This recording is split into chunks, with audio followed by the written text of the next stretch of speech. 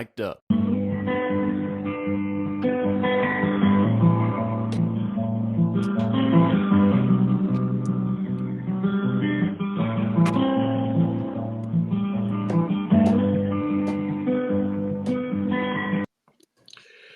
Hello, everybody, and welcome back from our 2-week hiatus for Thanksgiving. So I wanted to hopefully everybody had a good turkey day. Me, I, of course, had COVID, so let's just leave it at that. But the shots seemed to have worked, so I was pretty easy for me. You survived. Yes, I survived. It was pretty easy. It was like a cold, so no big deal. I mean, it might have been worse for Kramer with that schnoz, but for me, it was not that big a deal, even though my schnoz is almost as big. So just to fill everybody in, our plan for today is to discuss what's been happening in the last couple of weeks while we were on hiatus. And then we'll talk about what's going to happen, hopefully, during the winter meetings. And then after we get into that, we'll get into our topic of the day, which is your best and worst Yankee fan moments, as well as baseball memories from people who sent them in. And as always, we're joined today by my favorite co-host in the world, Adam Schneider. And the person who thinks he's a regular, but right now he's just there. And thankfully, he's not laying down with his 7 chins today. Nope. Showing off his nose hairs, Dan Kramer. And last but not least, our fourth man in the box today is Frankie, the Yankee Coast2Coast.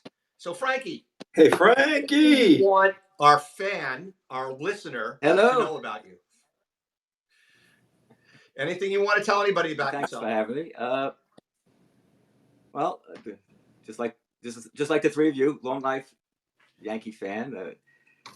25 years ago, my wife got me a 25th anniversary gift of going to Yankee camp for once in a lifetime.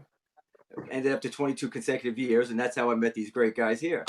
So, and I've born and raised in New York, but live in Virginia now, most of my life. But married for almost 50 years, as you can tell, and 3 great kids, and I have 3 great grandchildren. Three great grandchildren that are great. Great grandchildren. Not that old. Wow. They're awfully young to have kids. Those grandkids got busy. How about 3 grandchildren who are great? How's that? That sounds Yeah, good. That's it. That's what I was trying to get out. Yeah, but they are great. That's what I figured.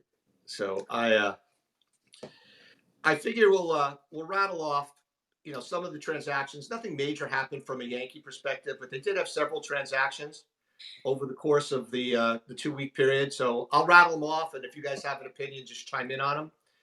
The first one is the Yankees signed a free agent right-handed relief pitcher, Yerry de los Santos from the Pirates. Get those World Series tickets ready. Yeah, No, he's the kind of guy I like him because he's the kind of guy that they really do well with. They seem to find a way to make these guys, they bring the best out of these guys. So I don't have a problem with it. And it's a low cost, high reward type of thing. So why not? Another arm you need. Listen, who's Boone going to blow out next year? I agree. I think it'll be this guy. It was a good move. Yeah, I mean it's they've had luck getting something for nothing from pirate relievers. I mean, look at Holmes; he was nothing with the Pirates. Yeah, terrible. So hopefully they get lucky again, and it leads right into some of the other transactions that happened. I mean, Albert Abreu, who worst case scenario, hopefully De Los Santos takes his spot in the bullpen. Abreu decided to leave and choose free agency. So did Anthony Miskowicz, who was a 30-year-old lefty who really wasn't very good. Didn't he get hit in the face? Is he the guy that got hit in the face? Yeah. Wow. So his nose is bigger than Kramer's. Kramer, it's nice to see that you and I are both centered today. That's good. I'm centered. Yeah. Kramer, and then, of course, K-Dog. You're centered. You're looking straight at us. Yeah, I know. It's amazing. And then, of course, you've got the gift that never stops giving. Frankie Montas is a free agent, and then Lou Trevino decided to be a free agent as well. So there's a lot of return from that trade by the Yankees. Nobody, nothing. No, I don't have anything on that, but I have Montas, and I think that they're going to try to bring him back on a short on a 1 year. It's almost like you got to think, and I know we talked about this before. this is a business, and these guys don't care about. There's no, they've got the union to deal with. But frankly, it seems to me that a guy like Frankly should come in and give them another year. Come in on a team friendly contract. They spent a year fixing him. Give them something for their money. And it's not like there's not a lot of upside possibility to be a Yankee starting pitcher. So where's he going to go? Cleveland? Where's he going to go? He's not going to Atlanta. Where's he going to go? So he might as well stay and give them a team friendly contract 1 year, and give him something, and then next year he signs for $200 million. Why not? Well, they don't do that. Is he gonna get the Yankees gonna have to pay him what Severino got from the Mets? No, it's the same thing. I can't believe that they paid 13, 15 million for him with incentives. Only the Mets. All right, Adam, you need to log out, update your app, and get back in. You didn't do the update on the app. You have no video. Oh, so nice. See you in a minute, Adam. Well, he has a face made for. He does have a face made for radio. No, he's not, we can see him, but nobody else can. Yeah. I'm getting messages in from people watching. So somebody's watching and wants to see Adam's ugly mug. So the other trade that I want to talk about while Adam is getting in and out of the podcast is the Jake Bauers trade. I think the Yankees did a good deal here. They got something for nothing. They got a 20-year-old single-A outfielder in Jay Savino and a 19-year-old left-handed hitting outfielder, Brian Sanchez. Sanchez spent his first pro season in rookie ball. Both of the guys had pretty good on bases. Both of them were over 375, and actually Alvino was over 400. Alvino doesn't seem to have much pop, but Sanchez seems to, and he was at A-ball. So perhaps they get lucky on that one. I'll give them both right now to the Padres for Soto. Let's go. Oh, come on. That's not going to happen. So, better? Well, we can see you. It's whether or not the others can see you if they really do want to see you. I updated. That's a different story. Well, there's nothing here to see anyway. So, it's the great voice. It's the fabulous content that matters, not the face. You mean? We'll see. And Kramer's going to be a lot worse. I could have Kramer's face and Kramer's nonsense. Is the voice like this, Schneider? You sound really great. The three of us sound like we have faces for radio. Frankie's the only one that's worth a damn on the whole podcast. He does have a good face, doesn't Frank? Frank's a handsome man. He is. He's a really good-looking guy. Why he hangs out with us, I don't know. So, Adam, I just brought up while you were figuring out your technology, the Bauers trade. I thought the Yankees did good here. They gave up nothing, and they got a 19-year-old and a 20-year-old. Yeah, it's a good move. Bauers doesn't really have a future with them. He's a low batting average, high strikeout guy who can pop a home run or two, and that's not enough. I didn't think he was great in the field, though he seemed to like first base. But so that was good during that time. So he filled a need, but I don't see it as a solution. So yeah, bring in the young guys. One guy apparently has a little upside. Yeah, the younger guy, 19-year-old guy, is a high on base guy with a little bit of speed, and the other guy, the 20-year-old Sanchez. The 20-year-old is Avino. He seems to have a little bit of pop, and both of them had, like I said before, over a 375 on base percentage, and low level minors, rookie ball for Sanchez and A ball for Avina. So, didn't one guy have an incredibly low strikeout to walk ratio? Yeah, Sanchez was pretty good. So to me, that's everything we've been talking about. The bat to ball skills. It's about time. And Kramer, the 19-year-old, is a lefty, so perhaps he'll do something. It's going to be a while before we see him. Mm-hmm. So other things from a Yankee perspective, the Severino signing by the Mets, $13 million for 1 year. Seems like a significant overpay to me. And I'm hoping, like I just said before, it doesn't really impact the Montas situation. I would like to see them bring Montas back, but, Severino's thrown 200 innings over the last 4 seasons. And 190 of them were the last 2 seasons. And an argument can be made that he was the single worst starting pitcher in baseball last year. And he got $13 million. Well, why do you think the Mets do that? Bargain, though. I mean, for the Mets, what's $13 million to the Mets? Think of it. They got plenty of money. I mean, they might fix them like other teams fix Yankee starters. Who knows? Yeah, Or I you mean, can go in the bullpen. Who knows? I mean, for Stevie, he's it's only kind of 1 year deal. yeah. I knew the Mets were going to grab him. Yeah. It's a great piece. Like I said a couple of casts ago, if I was a major league pitcher, I would absolutely sign with one of two teams, the Mets or the Giants, because those two stadiums are pitchers' ballparks. Yeah. Yeah. So, but listen, the Mets, it's the kind of thing for Stevie. That's that 13 million is like a Mr. Softy. It is. I mean that's nothing. So I mean, why not? But it's classic Mets. I mean, why they feel they need to overpay to get them to come there, especially when he's leaving the Yankees. I mean, I understand why they overpay if they're in competition with the Yankees, because there's a cachet to being a Yankee versus being a Met. Sorry, Met fans. I know all of you are here who are now. So we got a couple of people chiming in, actually. Todd Goober in Boston is chimed in and said Severino was not the worst starting pitcher in baseball, but Pivetta for the Red Sox was. So Yankee fans and Red Sox fans in disagreement once again. Yeah. And then my brother Richard chimed in, and I've got a story from him for later. My brother Richard chimed in and said, the Mets trainers are worse than the Yankees trainers. Severino's going to get injured. Oh, I didn't know that. Okay. It doesn't seem possible that there are worse doctors, who got their degrees from the Apex Technical School of Refrigeration Design, and who seem to be to be worse. Just ask Joe Asti how he feels about the Yankees medical staff. Hey, it's Dr. Joe Asti. Sorry, Doc. Sorry, Dr. Joe. And Dr. Joe can't see us today because he's having his cataract surgery. Oh, really? Literally cannot see us. He cannot see us. He has. I doubt he's listening because I think the technology of downloading an app is much too complicated for a man of his advanced years. Are they doing both eyes at the same time?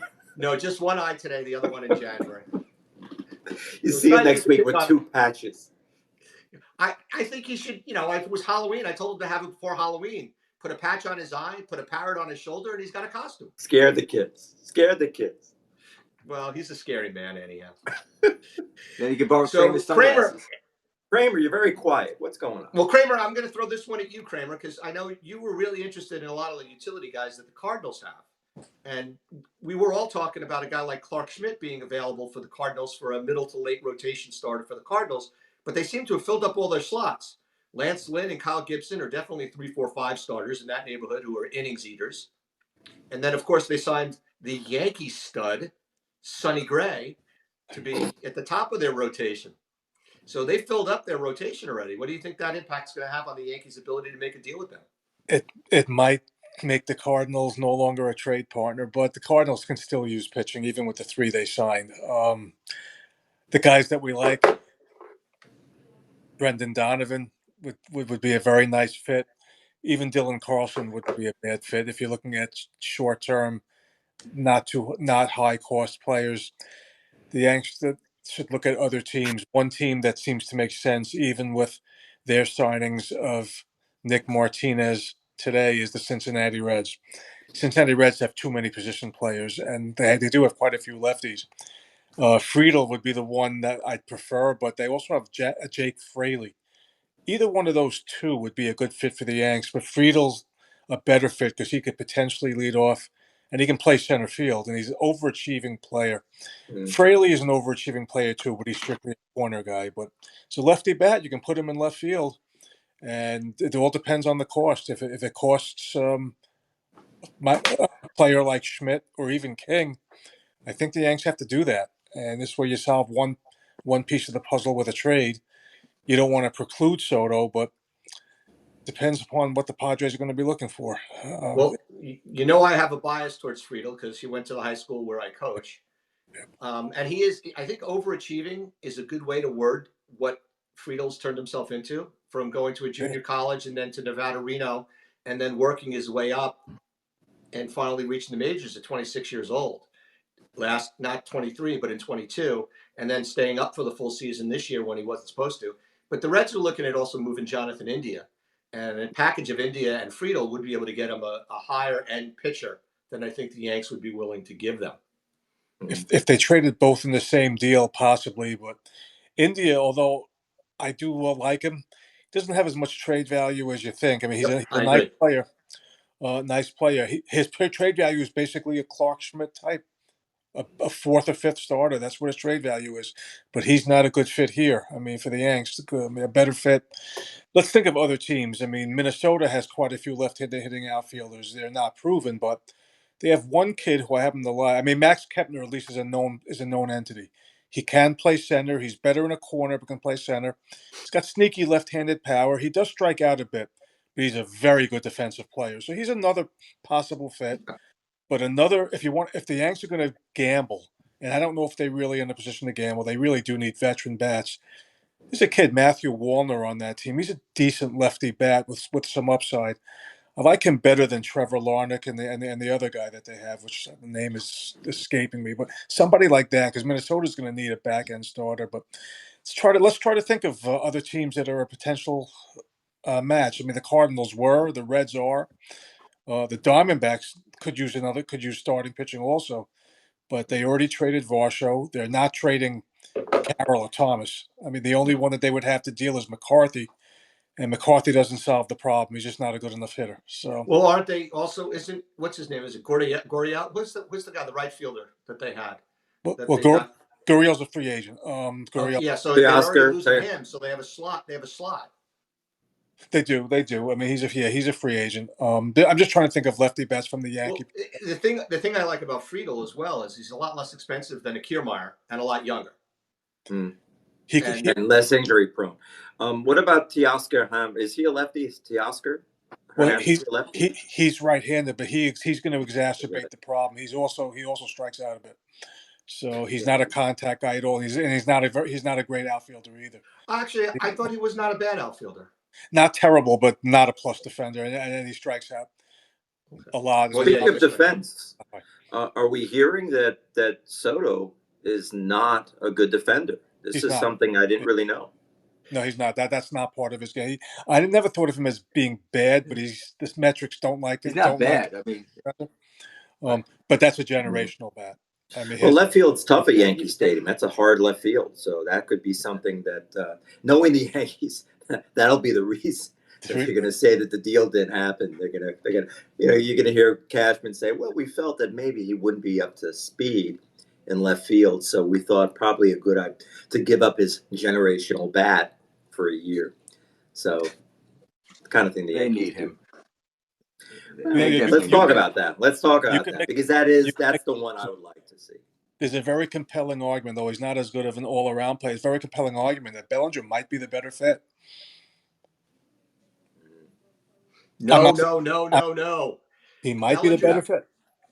I mean, no. Come on. People were talking about Soto at midseason as having a bad year, and then he ends up 275 with 35 homers, more walks than strikeouts, leads the National League in walks. The man is a generational bat I'd who has love to not have had a him. bad season and is not really. He had one injury and he's over it. Bellinger is, I mean, as much as I think Bellinger is an excellent defender at both center field and first base, he is not nearly the hitter that Soto is, and he's what 4 years older than Soto is. Now, granted, Soto's going to take 400 million plus to get here. You know, He's a few years old. You can't pay him more than Judge. I mean, can you? It's going to be 500. That's But what's going to take. Are they going to be able to You pay certainly him? They can't pay him can, more than Judge. and or not. Just let him go. That's another thing. Or the Bring other him in. option. That's Yeah, it. I the get him other, for 1 year. I think they should just go out. What I think is they need to make a big splash, like in 2008. They didn't make the playoffs then. What they do? They went out and got CC. They got Teixeira, and they then let's throw in AJ Burnett. That's just what they money. need to do now. You got to go out. You got to go out with DeSoto, and you have to go after Bellinger. Go after them both, and go after Yamato. Well, I like the idea of going after Lee from Korea, who is, according to the updated scouting reports is supposed to be a stud center fielder. Yeah, but supposed to be. They need hitting now. I mean, they're 29th in hitting. I mean, how much? Well, he hit 340. He hit 340 in Korea.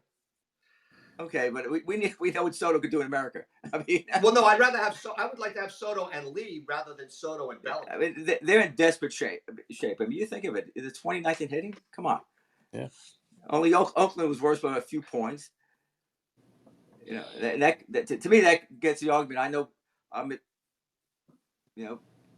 the one who probably thinks the most on this one about Glaber. I think they have to keep Glaber. I know you guys think Michael Kay thinks you got to go. Okay, you get rid of a man who hits 25 plus home runs and your best hitter average wise last year because of Judge, but that's 275. If he was a free agent, you'd give him 30 million a year. But he's on your team, he's not worth anything. I mean, well, I don't think he's worth. That's the whole thing we've been talking about. We don't think he's worth. If you get Soto, I mean, if you get Bellinger and get rid of Glaber, what do you gained? Well, batting mark. That's all. Not right. That no, that's why I think we need to Soto. add. We don't need to. Right. Addition by subtraction. We need addition. Well, the bat that replaces Torres, and this is a question mark based on health, is Rizzo. That's a question mark. Right. Rizzo replaces Torres. DJ's a question mark. DJ's going to hit 260 to 280, somewhere in that window. Not much pop. We don't know about Stanton. Yeah. Well, all right. My on Torres. So staying with Torres, we talked about this a little bit, Frank. The reason we like him going now is because first he's blocking a kid who they think has more upside and will very likely or could be a better player than Torres is going to be. Torres is not going to get better than he is. We're not in a rebuild year. I mean, we're trying to win now. Yeah, but that's the thing. You're taking your guy who had the best average on your team and say we don't need you. I mean, they need him, and three more guys like that. They can finish 20 batting without him. What's that? Well, the idea is the value for Torres is only going to go down. That's right. He had an up year last year. You gamble on that, and if your season goes bad, trade him at the trade deadline and get something for him. Everybody's hungry at the trade deadline. Well, if he's having a bad year, though, if he regresses, the problem with him is he's sort of a mental eggplant. He's sort of, to use a great term, he tends to get very into his pull side, and he hits a couple of home runs, and that's what he wants to do, and he stops going the other way. This is the concern with him. So if he has that kind of period where he can go through a month or two where he doesn't hit, his batting average begins to dive. He loses confidence. He starts making his stupid mistakes at second base. You really have a problem with this guy. His value then plummets. His value is as high as it's going to be. So maybe you get something of value that's going to be strong for them. Maybe a young arm. He's how old is he? 25, 26? No, he must be older now, right? Is he closer to 29? I'll look it up real quick. What is he? Only 27 now. I think he's 27. Is he 27? Yeah. I just don't think he gets better. I don't think he's shown a game that gets better. I think he's probably. I think last year was probably it, or the year that he had 30 home runs. That was 19, right? He had a great year in 19, but everyone hit home runs that year, right? So that was the Baltimore. Yeah. Kramer's been talking. He had 15 against them. Yeah, Kramer's got some plans. There was guys in Florida that that Kramer was in the Marlins organization. Kramer was high. He thought that the Yankees would be able to pull a pitcher from the Marlins. I hope so. I mean, again, in the trade deadline of 2022, the Yanks and Marlins were reportedly talking about Pablo Lopez. That would have been a bonanza if the Yanks were able to swing that. But we don't know of the inner dealings of what the discussions were. But I like Braxton Garrett, but I think the Marlins like him too. But apparently the Marlins are putting a few of their pitchers on the block. I mean, Edward Cabrera is one. Nice arm, but he walks quite many. And they have Trevor Rogers. he's interesting because he's coming off a bad year, but there's a talented lefty arm there. I mean, so if the Marlins were willing to give Rogers up for Torres, I would do that. See, if I was the Yankees, I would. The first team I would call would be the Brewers, and I would say Torres. And what prospects do you need that would be, high potential prospects, low level for Corbin Burns? And then you have a guy that'll sit as the number 2 or 3 starter in your rotation, assuming they don't get Yamamoto, and Corbin Burns. And then you've got a lot of value for Torres. Peraza is your second baseman. DJ's at third. Volpe's at short, although I think Peraza's a better shortstop, as does Adam. Rizzo's at first. And then we come back to Soto, Lee, Dominguez, Judge as your outfielders. Again, Florial seems to be looked over. Maybe that's where Florial goes in that deal. So the Brewers get a cheap major league ready player. But I just think with regard to Torres, and again, my brother Richard chimed in, Torres is a poor man's Cano. And the Yankees did the right thing by getting rid of Cano because it was a way overpay. He gets brain fart like Cano too. Especially on the bases. I think Cano is a much better fielder than Torres could ever imagine. Torres is one of the worst fielding second basemen in baseball. He has no range.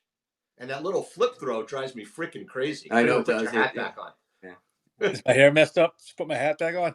What little hair you have, besides those in your nose, is messed up. Plenty. Yeah.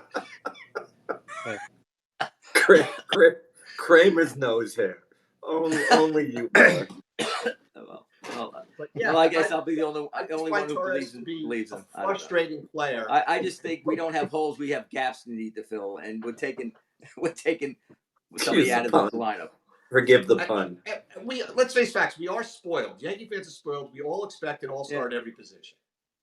And the reason we expect an all-star at every position is because that's what we've lived with since God knows when, right? Since what, 96? So if they get Soto and get Yamamoto, then go ahead and get rid of him. But I would say Soto, Lee, and they're also talking about the Yankees being more aligned, not necessarily Yamamoto, but the other left-handed Japanese pitcher. Yeah, of the course. 30-year-old. They were saying yesterday that the Yankees is the favorite for Yamamoto, and I think Sherman said today that the Mets are going to go after him now.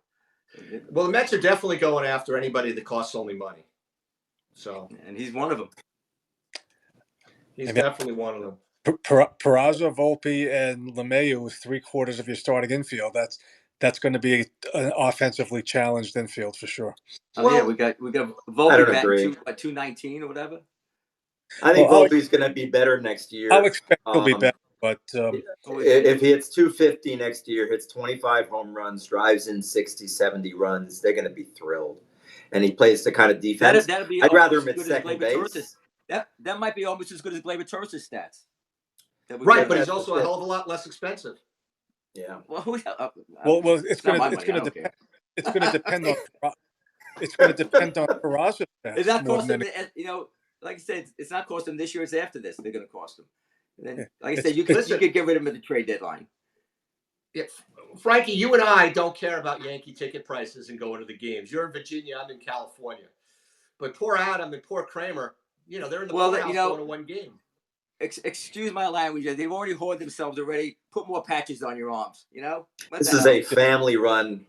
This is a family show, Frank. Please. I'm sorry. You used the word fart before. Okay. No, please. I'm sorry. We have children in the group. Okay. Well, we've got another complaint coming in. This one also from our brother Richard, who seems to be watching us today for some reason. Jesus. He says that Kramer needs to keep his hat on because of the glare. Okay. Yeah, what's with the light behind you, Kramer? Turn the light off above your head. That's crazy. You're killing us. Let's see Kramer in the dark. Hold on a minute. That's how he uses his OnlyFans channel. So along those same lines, I mean, I'd rather these younger guys that we're talking about, a Friedel or even a Florial. I mean, Kiermaier really doesn't move the needle for me in any way, shape, or form. The shame of it is Dominguez is out. Oh, that's much worse, Kramer. That's worse. I don't think you have an idea. So Dominguez being hurt is what really is killing us. So yeah, it really does. This is the best picture of Kramer we've ever had. Has anybody really considered that he's 19 years old, and Tommy John Now it's too for an dark. Now you can't see outfielder. me at all. All right, hold on. Is he going to take that? Is he going to take that long to come back? I'm amazed. A year, or is it? Is it take that long June. for an outfielder to come back from Tommy June. John? June. I mean, Hey, that's look how long it took Hicks to come back from his Tommy John. what? Hicks had Tommy John. That was what happened to him. That he was out for that one season. Is that You any know, better? who also had. Well, you know what? He had Tommy a little better. You know what, Tommy? You know what, Tommy John? That I forgotten Torres, but he had it in his non-throwing hand, throwing elbow. Do you remember that? Yeah, that He had was it an in, interesting thing. I'd love to know how he did that. He must be ambidextrous when it comes to his. He, you know what alone had happened? time. He was sliding in the home plate in Oh, that's right. AAA, That's how he hurt himself. Yeah. and he And Bryce blew Harper out. had Tommy John, didn't he? Who Who? Bryce Harper. Bryce Harper. He came back. He's going to play came first base. back? They said, and they're going to leave him at first base. They said, even though he's going to be able to play the field next year. And then, of course, you got Otani's having Tommy John. Yeah. What are they doing with Rhys Hoskins? Is he gone? He's free agent. Non-tendered. Well, they didn't tender Rhys Hoskins. I didn't know that. No. Wow, he left-handed Well, he was bat, hurt right? most of the season. Is he a lefty bat or right? No, he's righty. A good fit for him with the Cubs. That would be a good fit. They could use first base, and he would fit right in there. That's what they're talking about. Yeah. So the winter meetings are coming up. You know, Yamamoto's in his window. The other Japanese pitchers in his window. The closer from Japan is in his window. These guys are all out there. I mean, I think the closer is another guy the Yankees need to strongly consider. Holmes, you know, I always say this, we've been very spoiled. We went from Rivera to Chapman for 7-8 years where, you know, they were just automatics. And now we've got a guy who's not as automatic. And then we have obviously Loizaga, who is not capable mentally of closing, it seems. You put him in a tough situation in the 7th or 8th, he's lights out. But you put him in to close in the 9th, for some reason he can't do it. I was just going to say, Loiza is automatic. He's automatic not to use in the ninth inning. So, I mean, there's a lot of the bullpen needs to be rebuilt. There's a lot of work to be done in that bullpen with all these guys that are gone. Peralta gone. I would bring him back. Maraschino Cherry was worn out by Boone, and then you know Brea was worn out, and hopefully, what's the guy's name they got from the Cubs? I can't remember. F. Ross. F. Ross is supposed to be back in spring training, so we'll see what happens there. It's more of an 8th inning guy, all right? Right. More of an 8th. They did slide him into close a little bit, but I don't think he's. Sorry. I think this guy's a free agent. Talk about a lefty free agent pitcher. But if Andrew Chafin's available, I would bring him in. I think he's good. I think lefty. He would be. I mean, he had a terrible year last year, but he's got a long track record. Yeah, I think he would be a good middle. He's got a cool middle of the bullpen too. lefty. What'd you say? He's got a cool stash also. Yeah, I screwed up my gosh. I didn't trim the Gossage thing right, so it's coming off tonight. But that's beside the point. I just did it for the broadcast. But I would bring Peralta back also. Have 2 lefties. I would bring Peralta back and try to sign Chafin. So they do need 2 lefties. I agree. The bullpen, they definitely do. So to the meetings next week, do we think that that Cashman is going to be able to keep his get back to his G-rated tirades, or are we going to be? Are we back? Please no. Yeah, you thought I was bad. You thought I was bad. Wow. Yeah. No. I still can't believe that. I'm still, I just can't imagine Hal handling that well. You know? I don't mind the cursing as much as I mind the fact that he was cursing at people in a condescending manner. It was more of the attitude than the words that bothered me. It's also really stupid. I mean, he really didn't read the room. He seems to really not have the temperature of the team. And it just seemed he's very comfortable just continuing this narrative that everything is good. And it just blew me away. Kevin Bacon and Animal House. All is well. Stay calm. All is well. Yeah, and then they run over him. Well, the way he looks at it, they look at it. If they had judged the whole year, they probably would have made the playoffs. You know, you got Arizona, who had a few more wins than they did, and went to the World Series. So that's how he's looking at it. Yeah, but they don't have them. They don't have the means to go deep into the playoffs. That's been the problem with this team. And I've been saying this for years that they don't go over the top because they know it's a crapshoot. They just want to get there and get hot. It's not a crapshoot, though. See, that's where I disagree. And this is where I think the Yankees fall on their analytics sword much too aggressively. Analytics over 162 games, I could argue either way, but I think there is a benefit to analytics over 162 games because things have a way of evening out. But in the playoffs, you have if I'm a right-handed hitter and I'm red hot and I've been a platoon player all season, I don't care. In the playoffs, if I'm red hot, you play me against any right-handed pitcher, it doesn't matter. And that's why I don't think the playoffs are a crapshoot. In the playoffs, you have to manage a game much differently. Offensively especially. No, different. Because you have to be able to play a guy who's hot. I mean, any baseball player worth of salt in the major leagues has said the same sentence. When you're hot, the baseball looks like a beach ball coming in. It doesn't matter who's on the mound. But if you go by analytics, a guy has to sit because, he has a bad history against somebody. That's why they don't win in the playoffs, is there's too stuck in the stones of the analytics in the playoffs. They need to let the hot man play. I agree, but I don't think it has to be managed different in the playoffs, and they don't. They have to manage it. Absolutely. I think there are two problems. Go that route. It's like someone who counts cards in blackjack and sits at a table for 10 hours. He's going to win. He sits there. But if he goes for 15 minutes, I got 15 minutes to play. You better just hope you're lucky.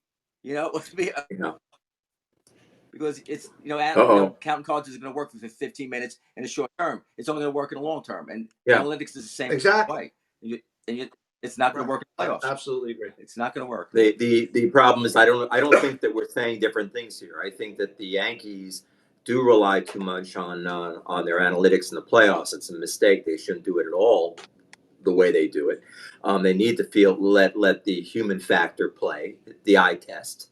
A guy who's hot doesn't sit. The guy gets 4 hits, doesn't sit the next day because he's supposed to, or needs a break. That's bull, So I don't get that, but they shouldn't do it.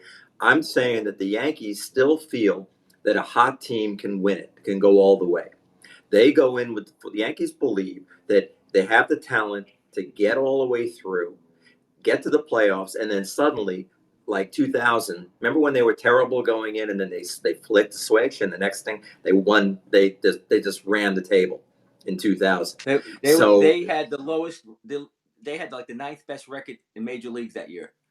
That's right. And remember, they lost like 12 out of 15 games to finish the season. All of us. The 2 wild-card teams had better records than the. I was like, we're going into the World Series against the Mets with this team, and they proved that they were able to. They turned it on. That happens. I mean, plus, that team knew how to win in situations. Yeah, very different. So that makes a big difference. And Frank, I can't even begin to call these teams it's a lifetime away of difference in between these two teams. But I'm saying the Yankees still think that they can do that, and that's the mistake. And it precludes them from making that big move at the deadline that might get them over the top. And that's what has always bothered me, or is bothering me now with the multiple tier playoffs or the many wild cards. They think that let's just make it in, and then we'll get hot, and then we'll run the table. And they just don't do it. They don't have the skill to do that. Right, but the teams that get hot are the teams that don't go by analytics in the playoffs. They go by you're hot, you play. Ride the hot hand. Ride the hot goaltender is the rule in hockey. You ride the hot players in baseball through the playoffs. I don't see the Yankees ever doing it. And David Justice, wasn't he and Carlos Beltran, weren't they both trade deadline acquisitions? Yeah, that's exactly the point. Those are the kinds of moves they don't make anymore. Beltran was a free agent signing. Was he? Okay. Yeah. But Justice, Cecil Fielder? Justice was. Those were all the difference in the world, those moves. And that's exactly the kind of move that they don't make anymore. Yeah. The story on that one is Cashman was called. What team did he come from, Justice, that year? Atlanta? No, was he Cleveland? Cleveland. Was it Cleveland or Atlanta? Yeah. Cleveland, yeah.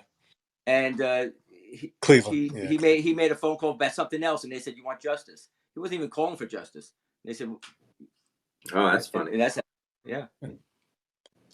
Oh, I remember the trade. That was Ricky Leday, and believe it or not, Zach McAllister, who was with the Yanks this past year, I think he was in that trade. I think he was one of the 3 players. He's one of the guys that went to Cleveland, right? I think he went to Cleveland. Zach Right. McAllister, Ricky Leday, and I forgot the third guy.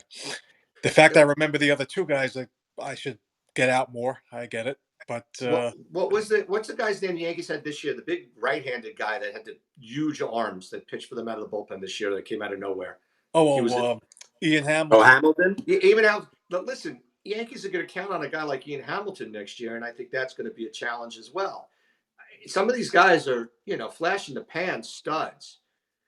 And it scares me when a guy like Ian Hamilton, who was a nobody for several years everywhere else, and comes out of nowhere. It bothers me that the Yanks are going to rely on a guy like that. He wasn't actually a bad prospect, but he had a very unfortunate injury history. He got hit in the face by a ball during a game while he was in the dugout, and it cost him a year. He had some complications. So it's it's a little bit of a sad story, but at least he's back. So he wasn't a terrible prospect. From a man who's been hit in the face by a baseball in a game. Yes. Yeah. It is not a came back. They didn't have to make came back. New teeth too. Yes, Adam came back with 2 new teeth and 2. They should put a little the plaque whole front. These are all new. Yes, they knocked put everything. A plaque in short left field. Short left field at Steinbrenner Field. I think that's why they're doing the construction this year. Is they're going to put a little plaque on there. They're going to find my teeth for all these. So I've asked to have them return. All right, so I want to change this over to our topic of the day, and as part of the topic of the day, I do want to mention another show that's on the Mic'd Up app, Highlights from Lowlifes, featuring a group of lowlifes who play in the same baseball league that I play in, and over the years have become pretty good friends. And when the pandemic hit, they decided they were going to do Zoom calls, and they turned the Zoom calls into the Highlights from Lowlifes podcast, and it's on Wednesday nights at 6:00. And I do want to add, I did play golf today with Rob Weber, the lowest of the lowlifes, and this is how he keeps score. He was plus 16 today. That's how many golf balls he found. Some people measure their scores by the number of strokes. Others measure their golf play by height. He measured it by number of golf balls that he finds. It's a good day. Plus 16 today. Can I ask you though? Do they plug us the way we plug them? Yes, they do plug us. Well, I mean, they help us. Yes, and they definitely help us. And then, just so you know, we got a plug this week on Rick Barry's show. So Rick Barry plugged us? No, I plugged us on Rick Barry's show. Rick Barry has his show on Mic'd Up as well. Kind of not the same. I plugged us by calling into his show and saying, "Hey, this is Miller from the Yankees Coast2Coast podcast on Mic'd Up." Thursday night. Did he say he was going to watch? Thursday night. He didn't say anything. He barely. Rick Barry's podcast was amazingly entertaining. He is a very entertaining personality, and it was very enjoyable to watch his show. Mm-hmm. Just so you know, I just enjoyed it. So I wanted to hit our topic of the day, which was, as a fan of baseball, as a Yankee fan specifically, what is your best memory as a Yankee fan? And we're going to start with the K-Dog today. Well, it's hard to limit it to just one, but I'm going to limit it to something that I physically experienced. I was wait. This is a family show. Yes, it's going to remain a family show. I was at the clinching game in 2009, Game 6. So I saw the Yanks win the championship, saw the final out, celebrating and jumping up and down for joy with strangers that became extended Yankee family members. Not like you guys. You guys are friends and family, but these are just started jumping up and down in the aisles and partying in the streets of the Bronx. But I was there for Game 6 of 2009, and let me tell you something. Hideki put on some show. I mean, the home run was great, but the double that he hit that scored 2 runs. The second he hit the ball, I was looking at the trajectory of it, and I said, they're not catching it. And I saw the 2 runners score, and we were just going nuts. So I'll stick with that since I was physically there. Well, we know you weren't mentally there. Yeah. Frankie, how about yourself? You've got the seniority here. Yeah, mine goes way back. That question came up on a talk show just about a little over a year ago. I was driving into work real early, and it was an overnight show that I caught the end of it. And they asked that same question. And right away I thought, well, I know my saddest day, but how do I rate my best day? Because, again, I was at 2009. clinching game. I was at 96 clinching game. I was a Mickey Mantle Day. But how do you compare Mickey Mantle Day to a game? It's different excitement. And then games where growing up with my cousins going to, we actually went to one doubleheader that Bobby Mercer hit those 4 home runs in a row. And in the same doubleheader, Steve Hamilton threw that folly flow to Tony Horton. And he said previously, he gets me out, crawls the dugout. He flips the bat, he crawls the dugout. Same doubleheader. Cherry Bob comes out of the upper deck and hits Ray Fossey in the leg, and he falls over. It's like, that was like the most exciting game I've ever been to. And it wasn't even, and Bobby Mercer hit the 4 home runs in a row, which was, back then, that was 1970, I think. After Mickey retired, he was the man.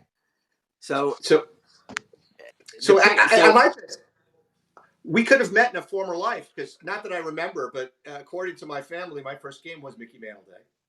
Really? And I was also I was at the 96 clinching game as well. But I'll talk about that in a bit. Adam, how about you? Well, so hold on. Let me. I'll get. Frank's the guest. If I had to pick one day, it then became my saddest day as well, which was the last game at Yankee Stadium. That game was, when we got those tickets. Oh, it's not going to be the last game. They're going to make the playoffs. Well, we know they didn't make the playoffs in 2008. So that was the last game. So we sat there, we watched it. It was, this is the last game. But then we sat in the upper deck, and I had season tickets, Saturday games, for at that point, about 10 years. First level, halfway between the dugout on third base line, really good, behind the box. So I was no rush to leave. So finally, my daughter was with me and Jackie was with me. I said, let's go and sit in our seats one last time. This is the last time we sit. We sat there and we watched people leave. A lot of people leave. Then all of a sudden, it was you count how many people were on the field. Executives picking up dirt from the pitcher's mound and grass and everything we watched. And look, we're the last one there. And all those memories of all those great games came back to me. I'm thinking, it was reliving everything in one day. And then I never forget, because we were literally the last ones in the stands. A police officer came over and said, he was very polite, said, "Sir, you're going to have to leave now." I said, "I was just waiting for that. Thank you." And we walked out slow. And all those memories of all those great games, I mean, not 96, because not 2009, but 96, all those great games. So I have to say the saddest and the best day was that day, because it brought memories back that, it made me relive them all at once. So that's mine. Adam, how about you? So I have the non-game, moment. I have one of the best moments of my life as a Yankee fan, and then my best moment at a Yankee game, and they're both very close. In 2008, when they were closing the ballpark, they had sort of a Yankee fantasy camp, one day of baseball at Yankee Stadium, and we went in, and we got to play on the field against the Yankees. And what's so funny is that when we used to play them at fantasy camp, we always we'd lose, but we would play well enough to keep it close. And we always felt pretty good about ourselves. Like anybody who's on this and goes to a fantasy camp knows, you get a pro game at the end. And if you play well, you feel good. And the guys are kind of having a good time with it. But this game, they came with a little bit more octane. Let's put it this way. And they killed us. They beat us 9-1. And I'll never forget Ron Guidry getting up. I was catching. First time I'd ever caught. I just wanted to be behind the plate and be part of it. So I threw on the stuff and I got behind the plate. And Guidry gets up and he hits a line drive off the right field, right up just below where Chambliss hit his home run. And I couldn't believe it. This little guy had to be in his late 50s at that point, hits a line drive, and I'm thinking, you guys really are good baseball players. It was amazing to me. And they just killed us. They just beat us. I remember hitting a ground ball to Bucky Dent. He catches it between his legs, flips it behind his back to Homer Bush, who catches the ball and flips it all the way to first base behind his back. Turned a double play. they suddenly became the Harlem Globetrotters. And to me, it was just such a great moment to see these guys I grew up with loving, who still had it, even though at camp they kind of act like they don't. In this game, they did, and it was a great moment. So that was an amazing day, and I always have it, and I have a video of it. They created a whole baseball night, a whole game for us, with Michael Kay calling it and Al Downing, and so we all have to tape the video of the game that we played in, and it was a real yes game. It was fantastic. So, do the Yankee fantasy campers get to play at Yankee Stadium anymore? No, no, they do not. They do not. That's another show. But my best Yankee, and this is faster. Sorry for the time. But the best moment at a game was definitely 2003. I was at Game 7. I was at all the games in the Red Sox series, and in the seventh inning, and this is on TV. If you ever watched the Yankeeography, the greatest games ever, Bernie hits a foul ball right behind home plate, and I caught it. So I still have the ball that Bernie hit to me. And you can hear it when we watch the game. You hear it when he fouls it off. Everybody applaud because I caught it, right in my hands. It's pretty amazing. Still never saw the ball. I just closed my eyes and put my hands up and caught it.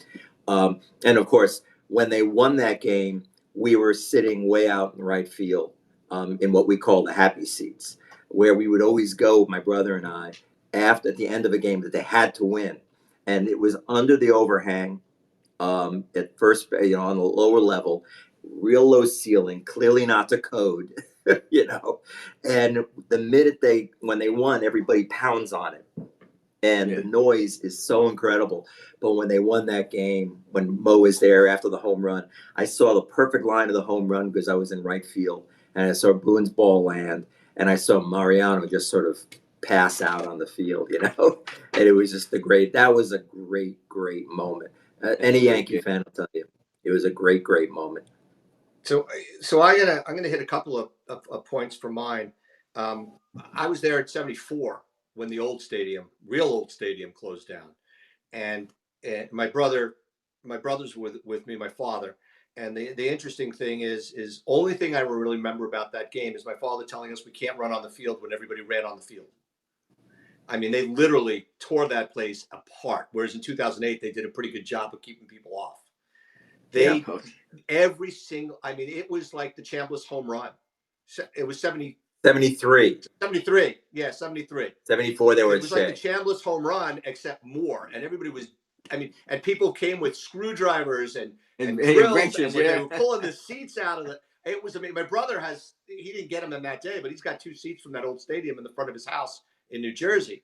But that was one of the amazing memories, was that one. It wasn't like Frankie's reminiscing about that. But I was also at that '96 game, and I remember going to batting practice, and the Yankees were hitting the balls. I was in the upper deck in right field, and we were astonished. The guy that hit the most home runs in batting practice into the upper deck in right field was Tom Glavine. Wow. He hit like 5 or 6 in a row, just boom, boom, boom.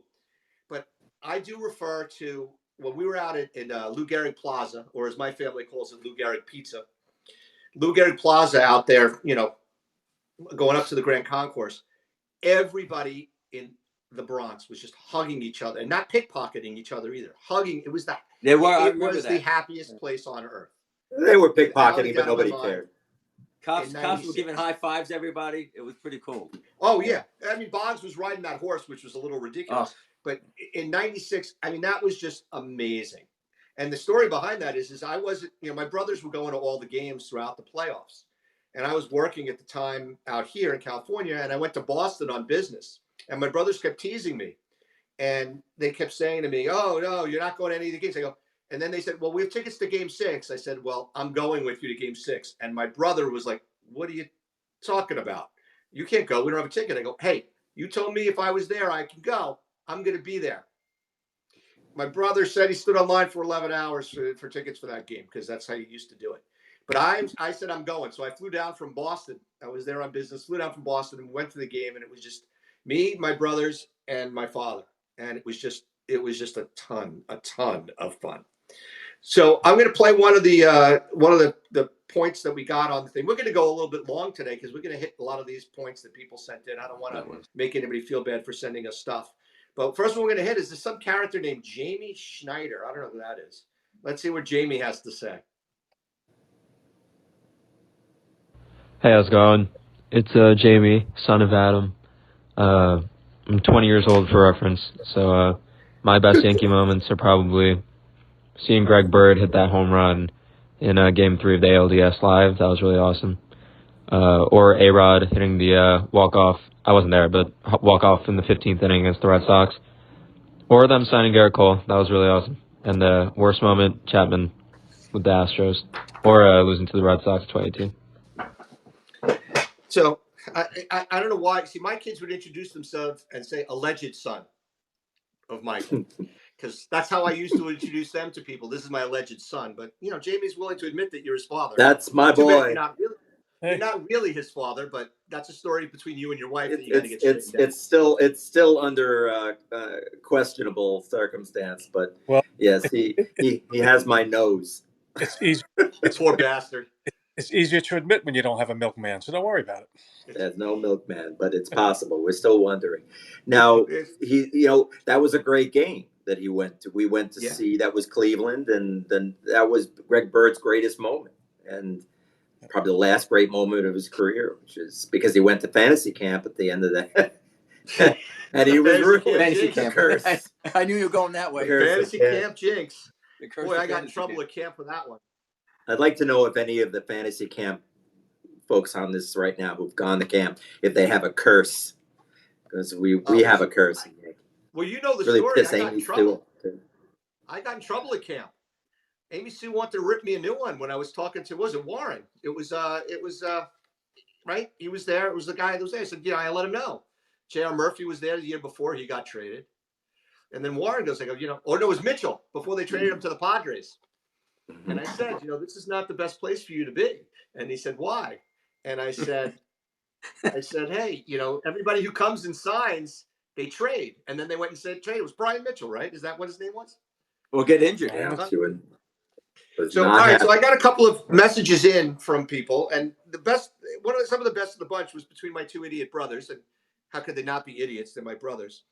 So Richard chimed in. He's 3 years younger than me, and he chimed in with his favorite games being the final game at the stadium in '73, the Chambliss home run in '76, the Game 6 in '96, and then being at the Paul O'Neill game in November '01. He said was among his favorites. And then my brother Todd chimed in. My brother Todd, who's 3 years younger than him, which makes him 6 younger than me, chimed in and said that Rich doesn't remember anything about 1973. And Rich says, all I remember is my dad not letting us stand on his seat on the field thing. And I remember him not letting us go on the field. And then, of course, I chimed in and said, Richard, you don't remember 1973 because you can't even remember what you had for breakfast. So my brothers were going at it pretty good. And Lots of love here, boys. Lots of love. Yes. Miller brothers. My brother Todd, who worked at the stadium for a while in the luxury, not the luxury, what are those called? The ones on the good side of the moat? The legend seats. The legend seats. He worked there for a while. He loved, the best game he went to was Game 2 of the 1995 Division Series versus the Mariners. With Mattingly. Did something in that game. I can't understand what he wrote here. And then Leyritz's home run in the 15th inning. Oh, those are great. He was also at the Jeffrey Mayer game, my brother Todd. Oh, wow. Which is another memory of his. So I want to chime in. Let's see. You guys have anybody else that came along and hit you with some of the Yankees' worst moment? We'll go back to that. Frankie, you already hit your worst. You have anything else you want to chime in on besides the... That's it. But, going back to that Paul O'Neill game, I never felt the stadium rock like that. The upper deck, it was rocking. I mean, like I've never experienced there. I mean, you thought it was going to fall down. Really, that was the loudest Yankee Stadium I've ever been at. It was the Paul O'Neill game. But go ahead. So, what about you, Kramer? What do you got as far as a sad memory? Oh, two sad memories. One when I was a boy, so I'll call myself a K-pup instead of a K-dog. When we all got the news that Thurman was killed in the plane crash. That was August 2nd, 1979. So I was all of 11 years old. And I was flipping baseball cards at the time. Well, maybe not flipping. I was just looking at baseball cards at the time. I was in upstate New York. I vividly remember that. And Bill Mazer was the one that announced it on Channel 5 Sports. And I Yeah, thought I man. misheard. Said, what did he just say? And my mother, God rest her soul, was talking to my aunt at the time. And I remember them telling me to shut up because I was interrupting them. But in the middle of the shut up, then they realized something was very, very wrong because I think I started to cry, and they couldn't and I think my mother thought it was because she reprimanded me. I said, no, it wasn't that. I said, Ma, look at the TV. I said, that's not. And my mother didn't know who the player was. She didn't know who it was, but she put two and two together and realized it was a Yankee player. And I'm 11 years old. I'm pretty much spending my days hitting a wiffle ball left-handed and right-handed, pretending or thinking that I was going to be the next Yankee superstar, which, as you now know me, I was nowhere close to that. So, You're a fantasy camp superstar. oh, thank you. At least in your own mind, you are. Anyway. Yeah, thank you. Kramer, there are 5 tool players. You're what we call a no tool. Oh, there you go. No, Kramer's just a tool. Leave him alone. Yeah, I knew I that could was. say something, but it's a family show. So anyway, but that was a sad memory. And another one was I was watching, as we all were, the 2003 World, 2001 World Series rather. I still can't believe the Yanks lost that. That was I was staring at the TV in complete disbelief. But You said freaking Luis 2003? Gonzalez. Yeah. was that? Luis Gonzalez, right? 2001? Yeah. Yeah. But Killing me. it got there because Mariano uncharacteristically made a fielding error, Right. and you can't kill Torrey for this. I mean, if the infield was playing back, yes, that's probably out number two. It's caught, but We talked to Yeah. Mariano about that, and that's what he blames. He said it's not about he said that he made the error. We talked to him Yeah. about that. I talked about that at one of our events, and that's his thing. Yeah. I got to say, when you talk to Mariano about things, he definitely is one of those guys who takes ownership and will definitely take the responsibility for things when they go wrong, and will spread the credit around when things go well. And you got to like a guy who's willing to take that mentality. I guess that's what makes him such a great closer, best Yeah. ever. So one of the other emails that I got in from people, and again, I was at this game as well because it was out here in California, the Jeter flip play. Oh. My buddy Dave Green, who I went to college with, and I was sitting right behind home plate about the 15th row at that game. So I had a great view of that. And as soon as Jeter made the play and they called Jeremy out at the plate, turned to my buddy Sean Keister, and we were like, what the hell was Jeter doing there? We just couldn't believe it. And that was my buddy Dave Green. That's one of his best memories. And he lived in New York and he watched it. He also has played golf a couple times or run into Paul O'Neill on the golf course a couple times. And he said one of his favorite plays was also the running catch O'Neill made that day with his bad hamstring. When his hammy was one of his other favorite things as well. Yeah, and funny, nobody said the Mets win was their a favorite. The Yankee win over the Mets. No, yes, somebody did say that. My cousin Matthew Herman chimed in. Oh, and his favorite Yankee moment. He's a Met fan. Yes, he is. He's a Met fan. And what's really funny is he used to be a Yankee fan when he was little. But his favorite player was a player whose uniform number you're not allowed to wear at Yankee camp. Or Mickey Rivers will fine you. Who is that player? Who's you can't Mickey wear Rivers' 17? favorite teammate? Oscar Gamble? No, he loved Oscar. Reggie. What do you mean? Reggie Jackson. Oh, that's right. You can't wear. So he was a Yankee fan until the Yankees let Reggie go to the Angels. So from that day forward, he said, I vowed to hate them forever. And I have followed through on that vow. That is Matthew Herman's lifetime as a Yankee fan. So that's his worst Yankee moment is when the Yankees beat the Mets. No, his worst Yankee moment was when the Mets beat the Yankees in the first. That was his best Yankee moment. That's his best Yankee moment. Was the Yankees beat the Mets in the first interleague game. What was the pitcher? Bob Milwaukee, I think, or something like that. Oh, I remember that. My daughter was born. His least favorite Yankee moment as a Yankee fan was when they let Reggie Jackson go. He was a Yankee fan. That would be Dave Malicki. Yeah, Dave Malicki. See, all right. So another person who chimed in is a friend of my family. She lives out here. She grew up in New Jersey, and all of her relatives lived in the sphere of influence of the New York City area, and all of the newspapers, TV shows, theater trips, everything was about New York, and her grandfather was a Brooklyn Dodgers fan and a Yankee fan until the Dodgers moved west and the Yankees traded Babe Ruth. That's how old the grandfather was. So he was very happy when the Mets were created in the early 60s so he could have a local team to cheer on because he refused to root for the Yankees when they let Babe Ruth go. So he used to watch the televised games with her grandfather, and he taught them the rules of the game and all these different things, and said when the Yankees and the Mets were not on TV, he always cheers for the opposing team to beat those darn Yankees. So she grew up to be a National League girl, and all these years later, she still is, and she hates the Yankees. That's good. And in order of her grandfather. So we've got, see, I got a lot of Yankee haters because my contacts out here are all from California. So, so the Munson moment was a pretty bad moment for everybody. So I'm going to play a couple of items that we got in on the call in as well. This one comes from Big Juicy, who I learned today was a guy named Dave Hall, who Adam you met when you were out in Monterey playing baseball. He's a real good guy. So his moments are. Here's his worst Yankee moment, which we will not agree with him on. Okay, guys, my worst moment is listening to the 1962 Yankees versus Giants Game 7 of the World Series, won by the Yankees 1-0. High drama line out by McCovey on the bottom of the ninth with Matty Alou and Willie Mays in scoring position. What made it even more bitter pill for me to swallow was that I bet a classmate a whole $1 on the game, which was 4 weeks of allowance. And boy, I tell you, that hurt. 4 weeks of allowance is $1. That's how old Dave Hall is. Wow. So Bobby Richardson, number 1. Yeah. Great play. Frankie, you're the only one that was alive when that game was played. Frankie was at the game. Well, I have a question for Mike. Mike, you saw the flip. Was he really out or was he safe? I only see the replay. You can't tell if there. I mean, replays. You can't tell. It's Bob Ryan, the Boston reporter. He swears to this day he was safe. He was out, but if he slid, he would have clearly been safe. Oh, yeah. It's hard to tell. It's very hard. I've watched it. I can't.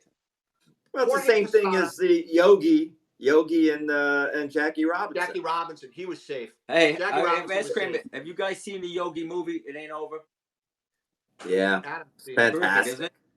I didn't see it. You got to see it. That's the one on Netflix. Yeah, it's on Netflix. Yep. It's great. Great Yankee stories. Hey, Frankie, what's it called? It Ain't Over. It Ain't Over. That means Frankie, it doesn't have an ending.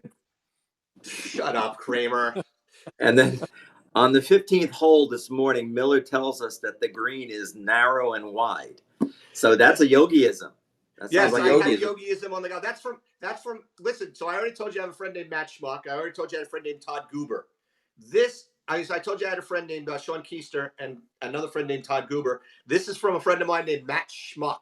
So I have a friend who's a Schmuck, a friend who's a Goober, and a friend who is a Keister. Not to mention the guy I was friends with in high school whose name was Hyman.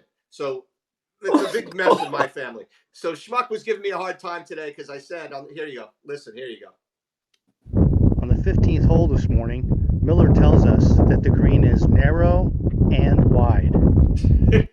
So I had a Yogiism today.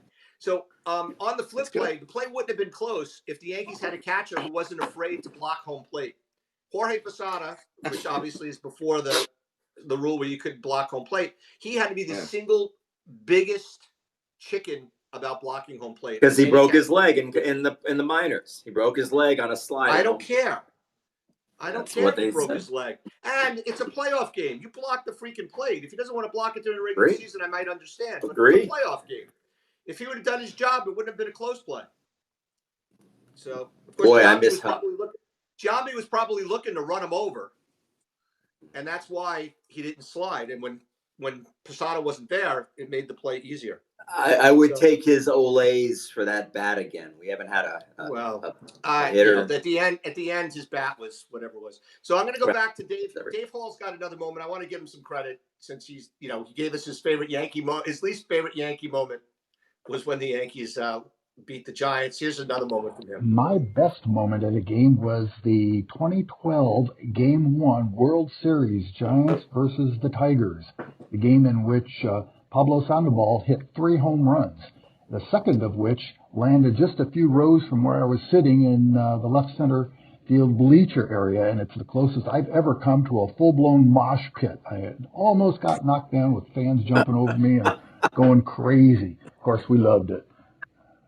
So if you guys, Adam, I don't know if you remember, but Dave Hall is about 6'3", 135 pounds, soaking wet. So, when he's in a mosh pit, it's dangerous for him. So, there's a lot of good stories that are out there. Another story I'm going to give, we're going to go back to Rob Weber, since, if you guys like our podcast, it's our credit. If you don't like our podcast, it's Weber's fault because he introduced us to Mic'd Up. We're going to play his as well now. Okay, favorite moment as a baseball fan. Well, I'm a Cubs fan, so my favorite moment is when they finally won the World Series in 2016. My saddest moment as a Cub fan would be the Bartman game, for obvious reasons. See, he's a younger Cubs fan because, the Cubs fans could go through their misery like nobody's business. I mean, they have it worse off than even the Mets do. So Yeah, it's an interesting little life that they have. So, all right. Do you guys have anything else you want to add before we call it a day? Thanks for having me. I think this is a very. Is it okay that we went over by 11 minutes? Are we allowed to? Yeah, that's not an issue. It's fine. Did we violate the over-the-air rules like Trump? No, we did not violate any MSNBC? of the over-air rules. And, we were moving it along, so it's not like there was anything, that was bad in there. I think next week we'll be back on, and I'm sure there'll be some action in the winter meetings since they closed down on Friday. That'll be our winter meetings episode. Yes. I do want to say one thing, though, about the winter meetings.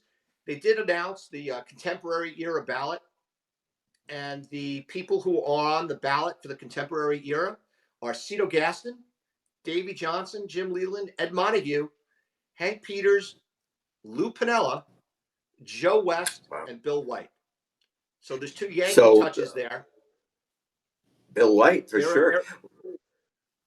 So do you think White, because of what he did as an administrator, or because of as a player? He was a good player. Well, I'm in the middle of reading this book by Marty Appel about Yankees by the Tail, and I just read, matter of fact, it was last night, when Bill White was announcing for the Yankees. Bill White called Marty Appel when he was working for the Yankees, and Bill, it was right after the Al Campanis fiasco, and when Bill White called him, Marty Appel said, when Bill White said, "I got to talk to you about something," and when Bill White got on the phone with him, he said, "They just asked you to be the National League commissioner, didn't they?" It was like he knew he was the perfect guy for it. He did a great job. He did. And I hope Joe West never gets to the Hall of Fame. I hate the umpires who make themselves. I think Cito Gaston's going to get it. I think Cito Gaston's going to get in. I think Piniella has a chance, and I think Bill White better get in. Piniella should get in. I definitely think Piniella gets in this year. That makes sense. So, we'll see. I can see. Also, I think Piniella sick. Is Piniella sick? I heard something about him. So, all right. So hopefully we hear more about the Yankees and their two outfielders and their pitching needs, and we'll talk about that then. And thanks for our fan that was listening today. My brother was clearly listening, and my friend Todd Goober was listening. So I think we had two listeners at least today. My friend Eric was also on. He kept saying, "How do I call in? How do I call in?" So But he didn't know how to touch the microphone? I told him he has to touch the microphone, but he did. Of course, when you say touch the microphone, people think you mean something else, Adam. We're back to this as a game. This is a family show. I didn't mean it that way, Adam. I don't know why you took it that way. Good. All right, so I'm gonna end us, and then I'll see you guys in a couple of minutes. Take it easy, gentlemen. Bye-bye.